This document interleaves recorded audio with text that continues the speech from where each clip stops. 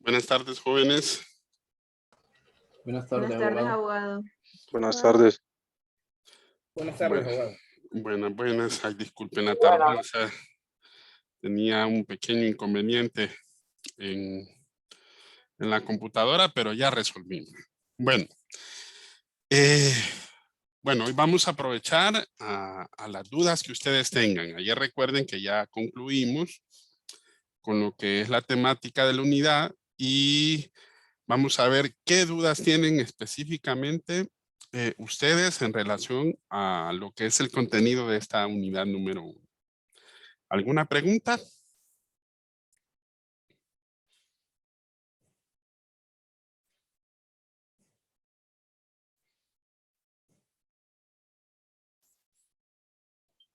¿Jóvenes? Sí, abogado. De Ajá. mi parte, me gustaría que me dé un repaso de las diferencias entre las ciencias formales y las ciencias fácticas, porque sí entiendo cada uno de que trata de los ideales, se adecua a las reglas y eso, pero solo me lo sé teóricamente, no sé en realidad qué significa. Ok. Bueno, en lo que es la parte del material, si usted se fija, estimado, al momento de ver la diferencia que hay entre cada una de las ciencias, de la clasificación de las ciencias, se va a percatar de que es en base a la misma clasificación, ¿verdad? Vaya, por ejemplo, la ciencia formal, en cuanto a cómo está conformada, tenemos varios tipos de ciencias, como ser la lógica, la aritmética, la contabilidad, la matemática. Y entre las ciencias fácticas, entre las que están conformadas, tenemos la psicología, la historia, la geología, la sociología, la física y hasta lo que es el derecho, ¿verdad? En cuanto a la fuente de la ciencia formal, lo que se basa es en el razonamiento, mientras que las ciencias fácticas o empíricas se basan a la experiencia. El objeto de la ciencia formal, como bien lo dijo usted, son los objetos ideales. ¿Por qué? Porque no existen en la realidad, solamente en nuestra mente. ¿Ok? Mientras que las ciencias fácticas o empíricas son los objetos reales, son los hechos, son los fenómenos temporales, ¿verdad? En cuanto a la ciencia formal, cuando hablamos efectivamente de cómo se plantean, nos referimos efectivamente a la relación que existen en cuanto a los símbolos y a los signos. Mientras que en las ciencias fácticas o empíricas, aquí la relación entre signos, más que todo, se da dentro de los referentes reales, ¿verdad? En la ciencia formal, el modo de verificación es la demostración. En la ciencia fáctica o empírica, el modo es la observación y la experimentación. Y los criterios que nosotros utilizamos en la ciencia formal es la coherencia entre las diferentes proposiciones. Mientras que las ciencias fácticas y empíricas no solamente es dicha coherencia, sino que es la correspondencia entre las diferentes proposiciones y estados de las cosas que nosotros podemos ver precisamente en la realidad, ¿verdad? Entonces, si se fija, más que todo en eso se basa la diferencia, ¿verdad? Entre las ciencias fácticas y las ciencias empíricas. Le voy a mostrar un video que creo que si bien es cierto, no lo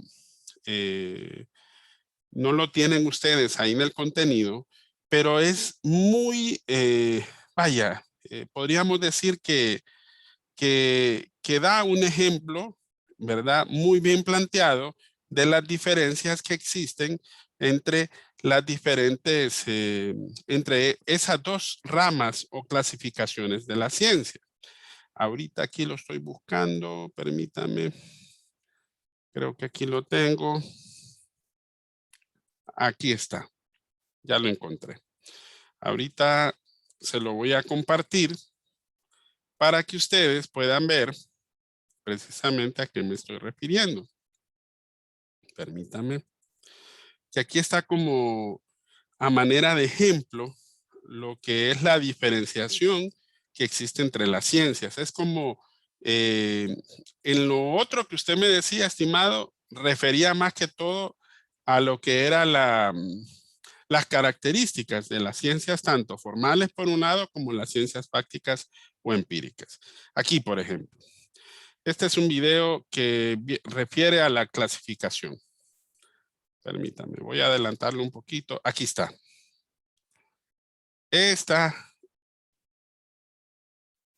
Ahí está. Vamos a adelantarlo un poquito. Ahí está. Si se fijan, aquí dentro de este video, refieren las 3 diferencias torales que existen entre la ciencia fáctica y la ciencia formal. Por ejemplo, en la ciencia formal trata entes ideales, símbolos, ¿verdad? Repito. En la ciencia fáctica trata entes materiales, porque vemos la realidad. La ciencia formal se adecua a reglas, ¿ok? Y la ciencia empírica se adecua a los hechos, a la realidad. Por eso su consistencia es empírica, mientras que la formal, su consistencia es racional, por la forma o verificación que tiene precisamente las ciencias formales, que es precisamente la demostración. Mientras que la consistencia empírica se refiere más a la observación y a la experimentación. ¿Ok? Ahora sí ya está un poquito ya más, más entendible. Mucho más entendible. Ok. Bueno, ¿alguna otra duda en específico?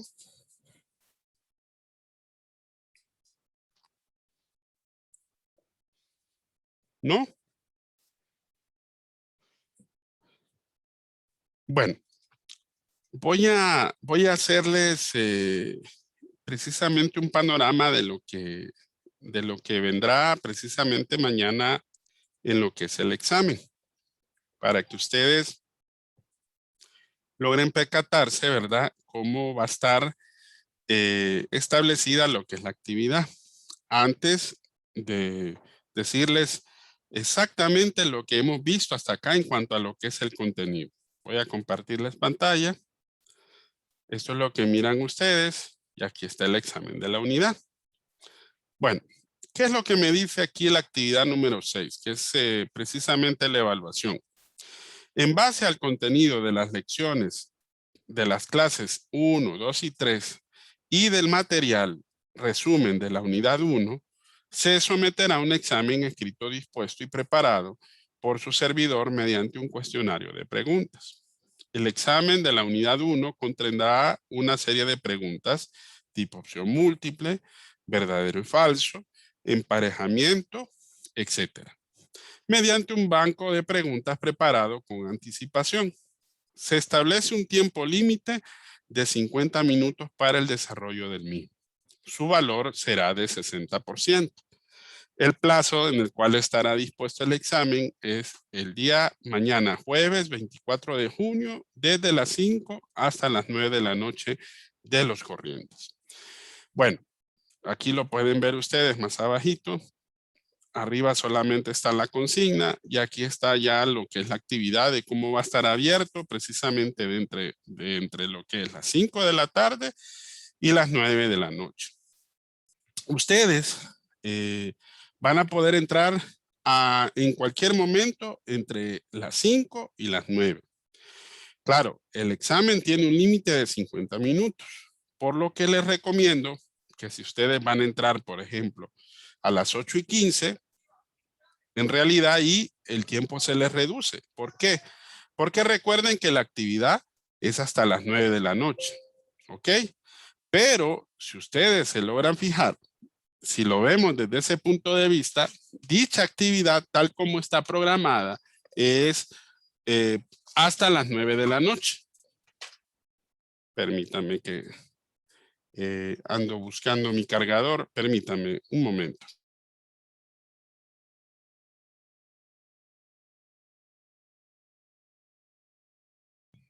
Bueno, entonces les decía de que va a estar precisamente de esa hora hasta las 9 de la noche, ¿verdad? Entonces ustedes dentro de ese periodo van a poder ingresar a poder realizar su examen.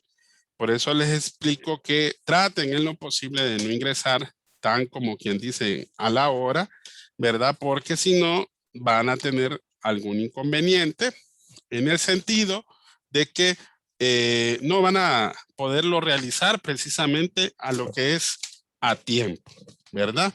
Entonces, les suplico, ¿verdad? En ese sentido, que traten en lo posible de ingresar a entre ese tiempo establecido para que así no tengan ningún inconveniente y puedan tener el tiempo suficiente para poder realizar su examen, ¿verdad? Permítanme que todavía ando buscando la corriente. Disculpen. Hoy sí. Bueno, entonces, ahora sí. Entonces el examen va a estar dispuesto de esa manera. Así que tómense su tiempo. Entre ese horario va a estar abierto hasta las 9 de la noche. Usted va a poder tener la revisión de su examen. Es decir, que cuando usted elabore su examen, solamente va a tener un intento desde el momento que usted inicia hasta el momento que usted cierra su examen. Y recuerden que si en su defecto hay algún problema con la plataforma o se le va la energía eléctrica o tiene algún inconveniente de ese tipo, recuerden que el mismo intento no está contabilizado como tal. Últimamente me han estado comentando que la plataforma ha estado fallando un poco. Generalmente por la mañana tienen esos inconvenientes. Ojalá que mañana no haya ningún inconveniente con la plataforma. Yo siempre voy a estar al pendiente entre las 5 de la tarde, ¿verdad? Hasta las 9 de la noche por cualquier cosa, ¿verdad? Así que para que no haya ningún inconveniente. Bueno, aquí me pregunta Carla, no había visto sus mensajes. ¿Se puede regresar a la pregunta anterior? ¿Cuál pregunta? No sé con exactitud a cuál pregunta. Bueno, los intentos ya les dije En ahorita. el examen, abogado, perdón que le interrumpa, cuando uno hace el examen, en mi caso yo suelo, bueno, acostumbro de que me voy a todas las que sé, sé, y la que tengo duda la dejo por último, pero a veces los exámenes están que no se puede regresar, entonces por eso consulto antes de meter la pata. Ah, no, sí se puede regresar, no hay problema, ¿verdad? Usted puede, van a tener suficiente tiempo, ¿verdad? 50 minutos es más que suficiente. El examen, si usted estudió, si usted se preparó, lo va a poder desarrollar en 18 minutos aproximadamente, ¿verdad? Es un examen bien práctico. Si leyeron, si analizaron muy bien, si de repente ustedes estudiaron muy bien, no van a tener ningún inconveniente. Todas las respuestas están ahí, ¿verdad? Así que en ese sentido, pues tiene cierta ventaja este tipo de examen, ¿verdad? Para que así ustedes pues puedan desarrollarlo. Y puede ir avanzando, se regresa al anterior, están por bloques, ¿verdad? Hay varias páginas, entonces perfectamente usted puede ingresar en cada uno de los bloques hasta que usted cierre el intento, ¿verdad? Si tienen algún problema o alguna situación, como yo voy a estar al pendiente, pues yo reviso la plataforma, miro cuál fue el inconveniente y si lo amerita, pues entonces en ese sentido no hay ningún inconveniente. Hasta el momento, yo he estado trabajando con este sistema, tal vez en 2 ocasiones se ha surgido alguna situación que de repente por un caso de fuerza mayor ha pasado alguna situación que de repente se le ha complicado poder desarrollar el examen, entonces hemos tenido que de repente tomar alguna decisión, ¿verdad? Para lo que es el examen del compañero que en ese momento tuvo dificultades, ¿verdad? Pero yo espero que no haya ningún inconveniente, ¿verdad? La otra cosa, jóvenes, quiero regresarme aquí a lo que es recuerden que lo que viene en el examen es efectivamente lo que nosotros desarrollamos dentro de lo que es estas 3 clases, ¿verdad? El contenido que viene en cada una de esas clases es parte del contenido de lo que vamos a evaluar el día de mañana. Este material es un material de resumen, De igual manera, es parte del contenido del examen, ¿verdad? Entonces, este es un resumen, pero aquí está ese material desmenuzado en el sentido de que usted puede entender y comprender cada uno de los contenidos. Por otro lado, recuerden que dentro de esta primera actividad que desarrollamos, ¿verdad? Si ustedes se recuerdan, permítanme, me voy a regresar porque aquí me metí en la parte de la actividad en esta. En la que es copia está bien. Aquí se recuerdan que hay un material de Ángel Giraldo. Este material viene en el examen, ¿verdad? Así que no se les vaya a olvidar. Este desarrolla el objeto, el método y el fin del derecho. En cuanto al método, en cuanto al objeto, recuerden de que hablamos cuál es el objeto del derecho, hablamos del derecho como ciencia, hablamos de la diferencia, qué es un problema jurídico y qué no es un problema jurídico, o como el material le dice, un juicio político. Hablamos también del método, que es la interpretación jurídica, y hablamos del fin del derecho, que son las fuentes formales del derecho, o las fuentes formales que lo integran, que son dos, fuente principal y las fuentes subsidiarias, ¿verdad? No se les vaya a olvidar. Fuentes subsidiarias, las que vimos cada definición, que es analogía, que es principio general del derecho, que es jurisprudencia, costumbre, negocio jurídico, etc. También dentro del método desarrollamos la forma de interpretación, la doble dimensión de la interpretación jurídica, cómo se interpreta. Y también desarrollamos los métodos de interpretación, que en este caso vimos tres. Método de interpretación del método exegético, método sistemático y método sociológico, ¿verdad? Más atrasito también vimos dentro de las fuentes cuáles eran los problemas que se le podía presentar también en el manejo de las fuentes formales. ¿Se recuerdan? Que era la vigencia de la ley en el tiempo y el espacio, el orden de prelación de las fuentes subsidiarias del derecho, ¿verdad? Y bueno, y el otro problema también que se puede dar, que esto está aquí, miren, en esta parte, en este último párrafo, aquí, ¿verdad? Y también la jerarquía de las fuentes formales, ¿verdad? Que eso fue el tercer dato que nosotros vimos en este caso del material. Después, aquí más adelantito, vimos el derecho en la práctica. Recuerden que en la práctica del derecho se presentan dos problemas, ¿verdad? Una cosa es el derecho como ciencia, otra cosa es la interpretación del derecho y otra cosa es el derecho en la práctica. Todo en su conjunto es parte de la ciencia del derecho. Por eso vimos esta parte tan importante que es el derecho como ciencia, ¿verdad? El primer problema del derecho en la praxis es que el doctrinante, el jurista, el abogado, etcétera, etcétera, tiene que determinar cuáles son los hechos relevantes que le sirven para formular el problema jurídico o los problemas jurídicos. Y en segundo lugar, unido a lo primero, el primer problema, el segundo es ver la manera de probar precisamente esos hechos. Hasta ahí nos quedamos en esa parte del material de Giraldo. De ahí, recuerden que desarrollamos dentro de lo que fue la actividad, el conocimiento científico, ¿verdad? Su origen, la clasificación de la ciencia. Recuerden que aquí vimos lo del conocimiento, el pensamiento. Este video desarrolla la historia de lo que es el conocimiento científico. Los tres momentos del conocer, los niveles del conocimiento, la diferencia entre el conocimiento ordinario y el conocimiento científico, las tres características de lo que es el conocimiento. Será lo mismo conocer que saber. ¿Cuáles son las definiciones? Primero es uno y después el otro, ¿verdad?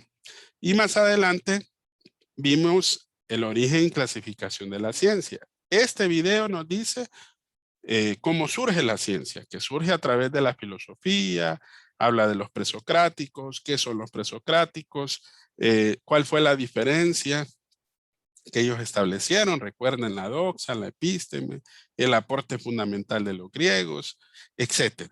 La definición de ciencia, qué es la ciencia, la complejidad y la integración del conocimiento. Tienen que saber con exactitud a qué me refiero, qué es el concordismo, qué es la multidisciplinariedad, qué es la interdisciplinariedad y la transdisciplinariedad.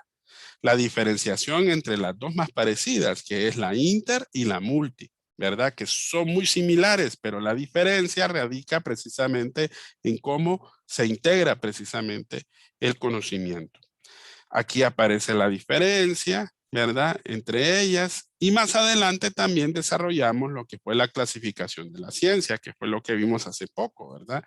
La clasificación de Carl Gustav Hempel, la ciencia formal, la ciencia fáctica o empírica, que a su vez se divide en ciencia natural, en la ciencia social, cuál es la diferencia entre una y la otra, la aproximación al conocimiento. Aquí encontramos la definición de ciencias.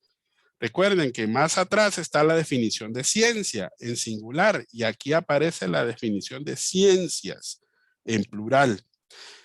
Aquí también se desarrolla las características de las ciencias, que es comunicable, sistemático, metódico, verificable, preciso y universal. Y después, la siguiente clase, recuerden que la clase número 2, aquí lo que vemos, lo que es la parte del método, ¿verdad? El método científico, los métodos de la ciencia, cuáles son los pasos universalmente aceptados, cuáles son los pasos sintetizados. Recuerden que los universalmente aceptados son 6 y el que los sintetiza los resume en 4, ¿verdad? ¿Qué es método científico? ¿Cómo se desarrolla? ¿Cuáles son los pilares del método científico? ¿Qué es la reproducibilidad? ¿Qué es la falsabilidad o refutabilidad? Hablamos de algunos métodos de la ciencia, ¿verdad? Sus características, sus definiciones.